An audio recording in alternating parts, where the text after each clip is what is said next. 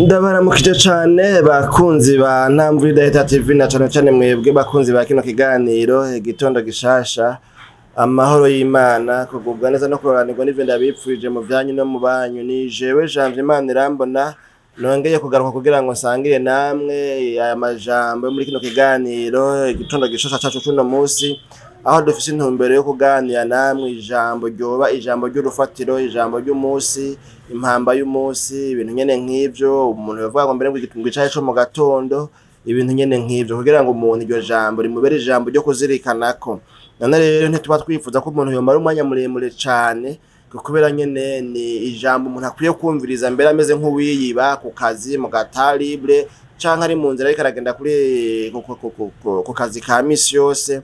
Urumva yuko rero ntivyari bikwiye ko iryo jambo riba ijambo riteba cane. Dusoma amajambo ngomba yuko tuzirikana kuno musi abonekana mu gitabo c'uwavugishwa n'Imana Yoweri, ni igice ca kabiri umurongo w'12 wonyene, mboro w'12 n'uw'13 turaba ayo majambo hari havuga ngo Yoweri ahanura abantu ngo bihane, Imana yacu nidutabare. Iri jambo rivuga ngo enda naho bigeze iyo ni kuhoraho agize nimungarukeko n'imitima yanyu yose, mwisonzesha murira muboroga, imitima yanyu abe ariyo mutabura ariko si impuzu zanyu, kandi mugaruke kuhoraho Imana yanyu kuko ari nyabuntu yuzuye imbabazi, iteba kuraka, igira ikigongwe cinshi, kandi yigarura ngo ntizane ikibi. Imana yacu nihimbazwe. Bene data, nano majambo ngomba ko dukora muri ijambo ryo kugaruka ku Mana. Imana yacu nihimbazwe. Iri jambo nubwo abantu muri kino gihe turimwo cacu vyoshika ugasanga abarikunda si benshi, nubwo vyoshika abantu ugasanga bakunda yani majambo ataraya abereka yuko bagiye kure y'Imana, abereka yuko ugasanga abantu ntibashaka ko umuntu ababwira amajambo abereka yuko bavuye mu vyagezwe, ariko mugabo mu vy'ukuri turavye ibihari, turavye ibibera ku rubuga rw'ivugabutumwa rw'iyobokamana no mu kibano ca misi yose, umutima wanje urabihamya neza yuko abantu bariko barashishikara baja kure y'Imana, bigira kure y'Imana. Abantu bariko barashishikara novuga ngo batakaza imico myiza rukristo, imico myiza y'abantu b'Imana.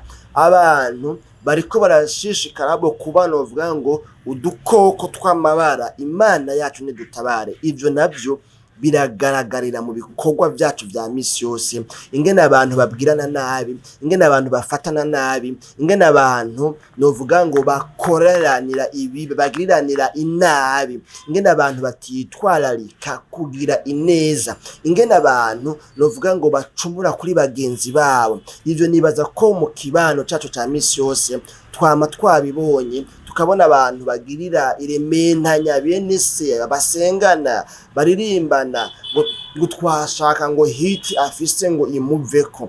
Abantu bakagenda bakarondera amajwi y'ibintu kanaka bakabeshera umuntu ngo naka ngo niwe yavuze ibi, niwe yagize ibi. Kubera iki technology irahari ubu uya mixage n'ama effet sonore barabigira, ugasanga nyene ibintu umengo nibyo nyene tereke, bakarondera ibintu vyo gucafuza umuntu, ubukozi bw'ikibi canke ibintu vy'ubu escroc, ubusuma, ubunyonyezi, amanyanga vy'uburyo bwinshi. Imana yacu nidutabare.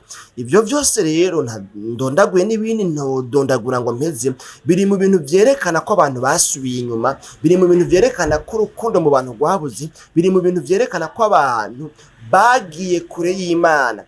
Kuko umuntu ari hafi y'Imana arafise ibikorwa bimuranga, arafise ingeso zimuranga, arafise inyifato zimuranga. Uyu muntu aba ari umuntu w'umunyamahoro, aba ari umuntu w'umugira neza, aba ari umuntu akunda guharira, aba ari umuntu agiriranira amahoro n'abantu bose, aba ari umuntu afasha abagowe, impahazwa, impfuvyi n'abapfakazi, aba ari umuntu arimwo ubumana, aba ari umuntu atarimwo umutima w'ubukoko. Imana yacu nidutabare. Rero ngaha tubonye Imana iciye mu buvugishwa n'Imana Yoweli iriko yinginga abantu bayo ngo bagaruke, avuga ngo enda naho bigeze iyo. Umviriza iri jambo rigomba kuvuga ngo naho bigeze kure, naho byarenze inkombe, naho gusubira inyuma kwanyu kwabaye kuniniya, naho mukumaze mw'imyaka 5, naho mbere bigeze ahantu ubona umengo ntivyo bigikunda ko bisubira kuba rétabli,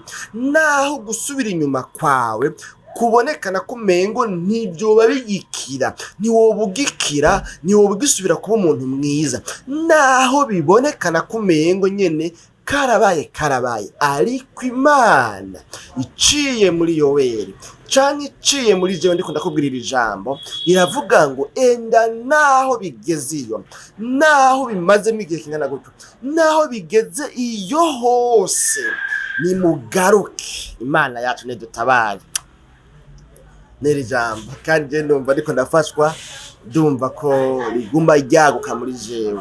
Bivuze ngo nikuhora hagize nimungaruke ko n'imitima yanyu yose. Imana yacu nihimbazwe. Nimungaruke ko yemwe Bisirayeli, yemwe bantu banje, yemwe hanga ryanje, nimungaruke ko n'imitima yanyu yose. Ntimunzane ko akarimi gusa, ntimunzane ko imyambaro gusa, umwambare za Yesu ashimwe, mwambare zikubura hasi zigera ku birenge, ariko imitima yanyu ndagiravye ngo ndayibure. Oyaye, nimungaruke ko n'imitima yanyu yose, naho bigeze hiyo. Bene data bakozi ba kino kiganiro, nta n'amajambo twabonye rero ngo Imana ingene ivuga ngaha, ivuga ngo kuko ari nyabuntu, yuzuye imbabazi, iteba kuraka, igira ikigongwe cinshi, kandi yigarura ngo ntizane ikibi. Imana yacu nidutabare. Iyi Mana iriko iringingirwa kugarukwako ni Imana imeze gutya twumvise, igira ikigongwe cinshi, iteba kuraka, irigarura. Naho yoba yafashe ingingo yo kuguhana neza biguhane, ariko wigaruye ukayigaruka ko n'umutima wawe wose, irigarura. Imana tunde dutabare. Birashoboka yuko uri mu bihe rero nawe uri kure y'Imana, wabaye umupagani nk'abandi, iby'abandi bakora b'abanyabyaha nawe n'ibyo ukora, ibyo wari wararahiye kutazokora usigaye ubikora. Ubusigaye novuga ngo waramenje nk'amaconco, uri kure y'Imana. Nawe uravyumva yuko uri mu bugaragwa budasanzwe, imigenderanire yawe n'Imana urumva yuko yabaye nabi, yabaye potopoto, ibintu vyabaye nabi. Usenze nturonka ivyo usenga, uririmbye nturonka ivyo uririmba, eka nyene urumva ko uri ahantu kure y'Imana, ahantu hatagira rezo, uri enjoignable imbere y'Imana, mu nyonga z'Imana. Ariko Imana ivuze ngo naho bigeze hiyo hose, naho bigeze kure, enda nimungarukeko. Mbega wumva uri mu bantu bogaruka ku Mana? Wumva ufise impamvu zifadika nawe zigutsinda, zikwereka neza yuko wagiye kure y'Imana, wataye Imana, upfuye uyerera Imana, novuga ngo itakiri kumwe nawe? Mbega wumva mu mutima wawe hari ibyo wagirizwa, wovuga ngo reka ngaruke ku Mana reka nihane, reka nsabe imbabazi, reka ngaruke ku Mana kwigiteza ibiganza. Ko mu yandi majambo byavuga ngo iyi Mana iracakunda guharira, iyi Mana iracafise imbabazi, iracigarura kugira ngo ntizane ikibi ku bantu, iyi Mana iracatiba kuraka, irinziraka mu by'ukuri umuntu aba yasarishije, aba yadoboje. Iyi Mana iracameze gutya. None rero Imana iraguhamagariye nawe kuyigarukako, kandi umve ihumure n'inkuru nziza iri jambo rinyegejwemo. Ivuga ngo iyi Mana iracaguteza ibiganza, iracari inyembabazi, iracakwihanganira, kandi iracabasha kwigarura ngo ibyago byose byari kuba kubera ibyaha, kuko ibyaha bikwega ibyago. Imana tune dutabare rero, Imana irahari ngo ikwakire niwemera kwigarurana. N'amajambo tugomba dusenga Imana kuvuga menshi siko kuyamara burya, ariko urazi ibyo wakorokeyemwo: ubushakanye, ubusambanye, ububesha, amajambo mabi, ibinyoma, inzigo, urwanko n'ibindi, kubeshera abantu, ni sinzi ubugizi bwa nabi bw'uburyo bwose. Twari kuvuga ngo ibiturire, twari kuvuga kurenganya abantu, twari kuvuga n'ibindi, n'ubusuma n'ubwicanye busigaye buhaba.